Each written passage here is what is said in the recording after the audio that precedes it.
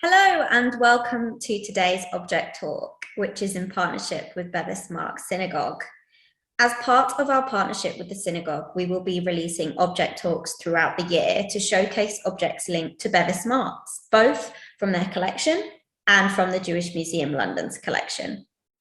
The Bevis Marks Synagogue was built in 1701 as one of the first synagogues to be built in England after the Jewish resettlement in 1656. It is the oldest synagogue still in use in the United Kingdom and the oldest synagogue in continuous use in Europe. Bevis Marks is an important part of the Spanish and Portuguese community's heritage, and its collection and archive tell the story of this community in Britain. Our partnership will endeavour to bring this story to life through the exploration of key objects during this special series of Object Talks in partnership with the community. Today, we will be hearing from Louis Berk, a professional photographer whose work has appeared in books, newspapers and magazines in the UK and internationally, as well as exhibitions in London. He is also the author of several books, including East End Jewish Cemeteries, which is a fine art treatment of the historic Ashkenazi cemeteries of Alderney Road and Brady Street, owned by the United Synagogue. In 2019, he was appointed project photographer for the Bevis Marks Heritage Foundation to work on creative imagery and also record the building of the new visitor centre, which opens later this year. Louis will be talking about some of his favourite photographs that he has taken of the project. I will now hand over to Louis Berk. Hello, and thank you for the introduction, Eliana. In this presentation, I'm going to concentrate on the three main activities that I've been undertaking as the project photographer for the Bevis Marks Heritage Foundation. The first stream has been to photograph the community as it interacts with the synagogue. The second has been to photograph some of the beautiful objects that are owned by the community. And finally, to photograph the building as it goes through its restoration and the creation of the new Heritage Centre. Before I begin, I have to say that I'm not an expert on Jewish religious customs and practices.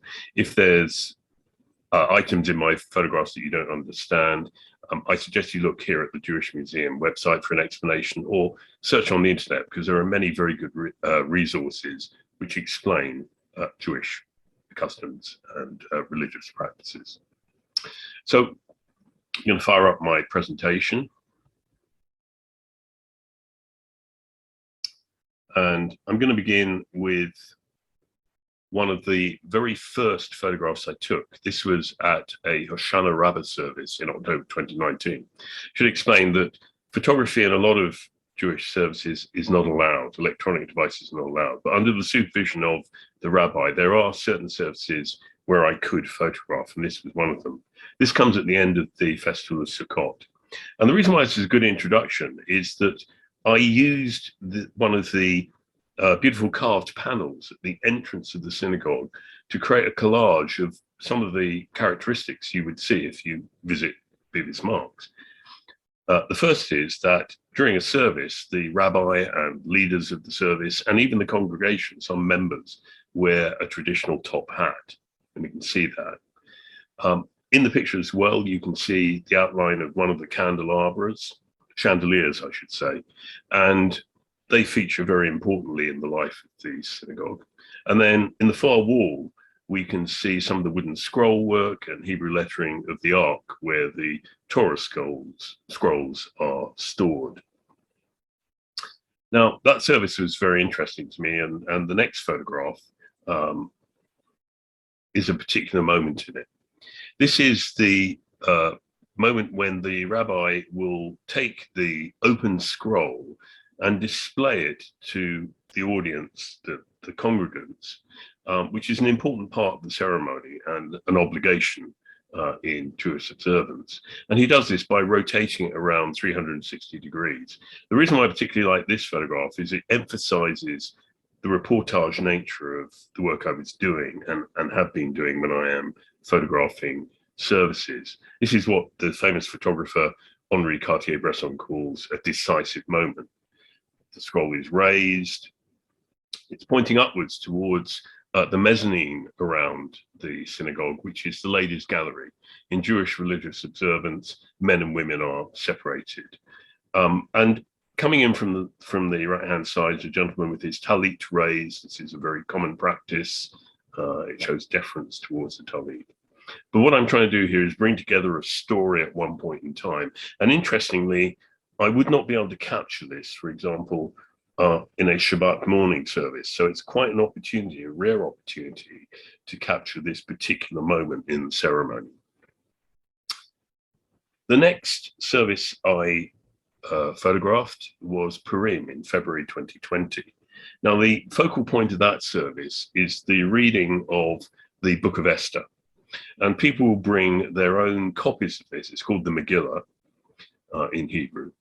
And they read it along with the rabbi at a particular point in the service. So an important moment for me to capture was that particular process. And you see here a gentleman with his scroll open, and in the background, slightly defocused to give you some depth of field, there are the rest of the congregation. Interestingly, as electronic devices are used and can be used in this service, some people are actually using their smartphone to read the Megillah, which is very interesting. And then on the right-hand side, a feature of the Festival of Purim is a particular pastry that's made to celebrate it called a Hamantaschen. And it's a little bit like a Danish pastry. It's filled with a mixture of prune and candied poppy seeds, and it tastes a lot better than it sounds. Now, I could have done a traditional product shot of it, but it's much more interesting to have a little bit of interaction, the hand reaching in to take the pastry. It just adds another narrative to the photograph. Now, February 2020 should resonate with people, quite an important time in our history. We were unaware that within a few weeks we would be in a full lockdown, and of course, worship could not continue to take place for some months. And so the next opportunity for me to photograph a service comes in December 2020, when some of the lockdown rules were relaxed, and it's the service of Hanukkah. And here, again, a focal point for me to photograph is the lighting of the Hanukkah, the candle holder, sometimes incorrectly called a menorah. It's a Hanukkah menorah. Which has a placeholder for the 8 nights of the festival. Each night a new candle is lit. In this case, we can see the rabbi on the left in the traditional top hat and the congregant on the right in the left-hand photo. The top photo shows one of these beautiful objects. This is this is an antique menorah. It actually runs on olive oil, the traditional way.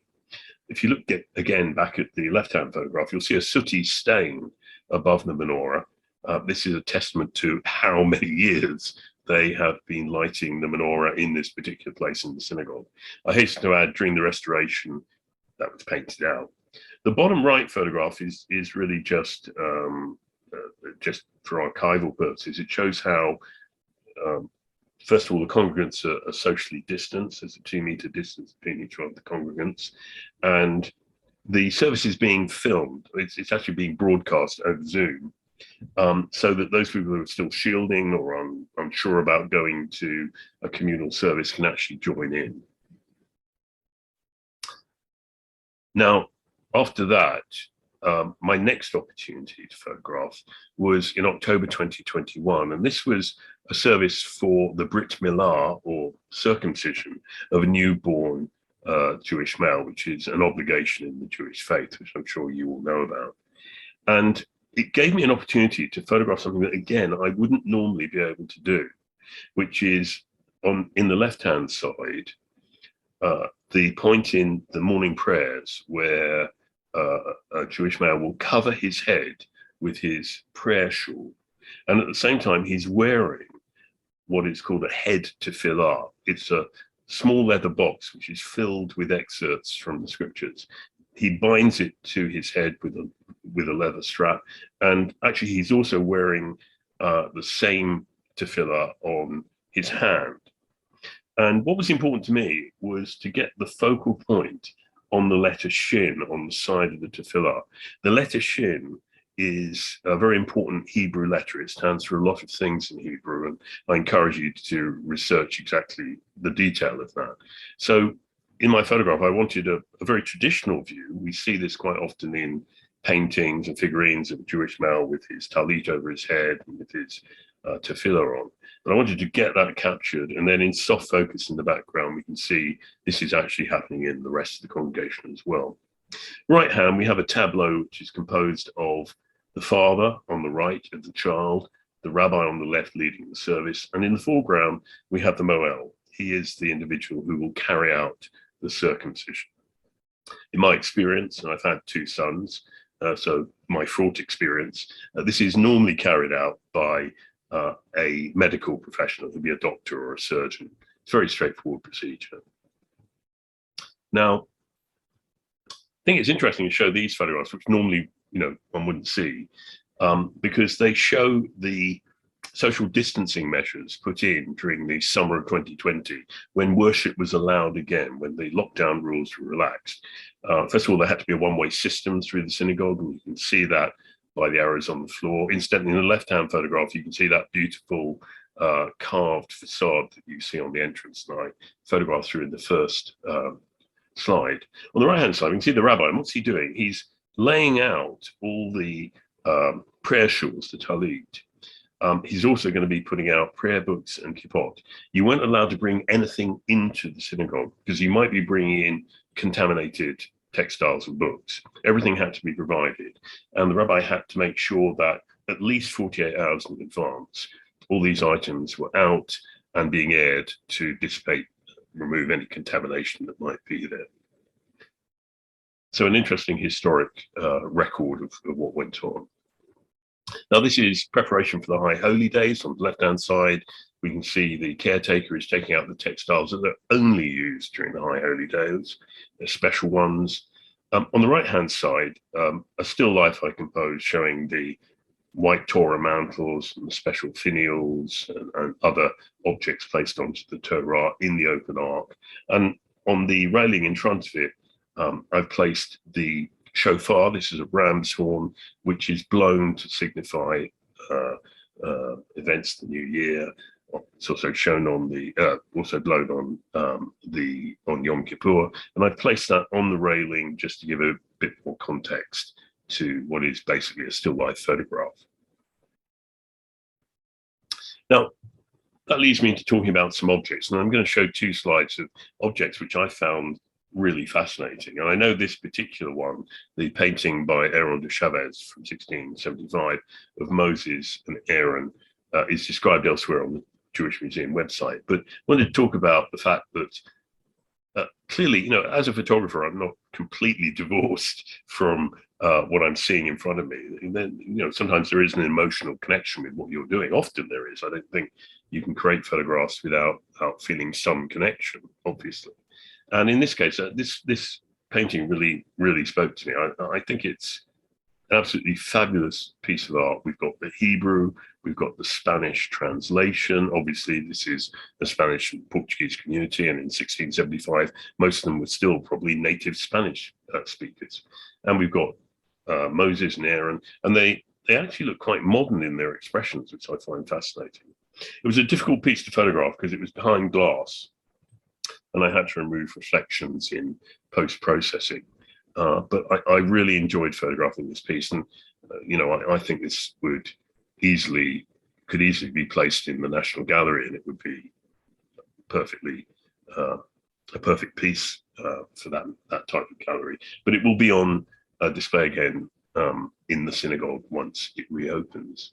And then I spent 4 or 5 days down at Lauderdale Road photographing many of the textiles and other objects that the community owns. And this one in particular, I thought was really very interesting, beautiful, quite amazing. It's a red velvet Torah mantle dating from the early 18th century. The embroidery of scenes and symbols on it is absolutely exquisite. On the left-hand photograph, we can see in the middle area there were various panels. This one is a representation of the Ark with the Ten Commandments.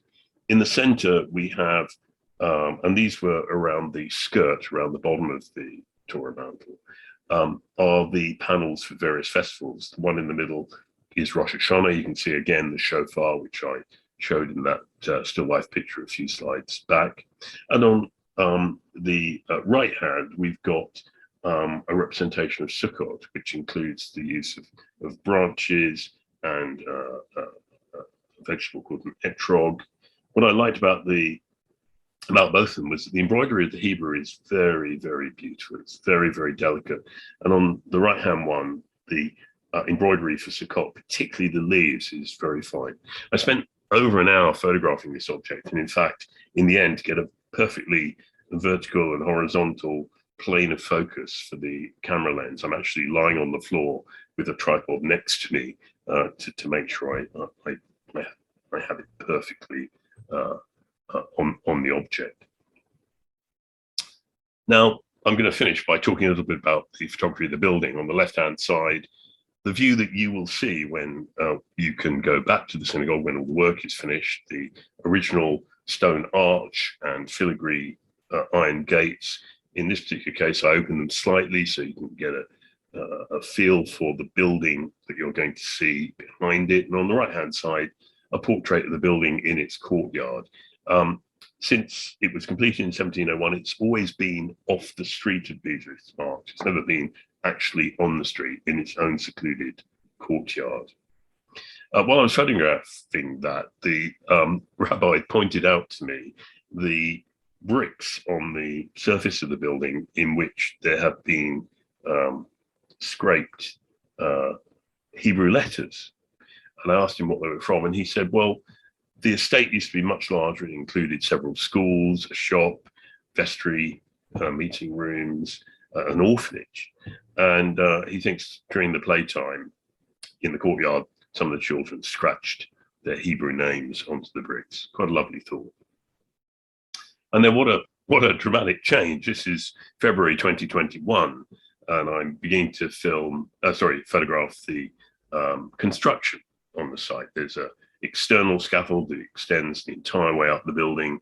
And on the top right-hand side of the slide, you can see the internal birdcage scaffold that allow the workers to access the interior walls and the ceiling for repair work.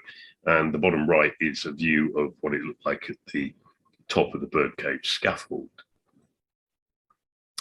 I was called one day and said, Louis, could you go down to the synagogue rather urgently? We need you to photograph some medieval footings that have been discovered before they inevitably have to be covered up. As you dig down in London, you're always going to come across remains going all the way back, obviously, to Roman times.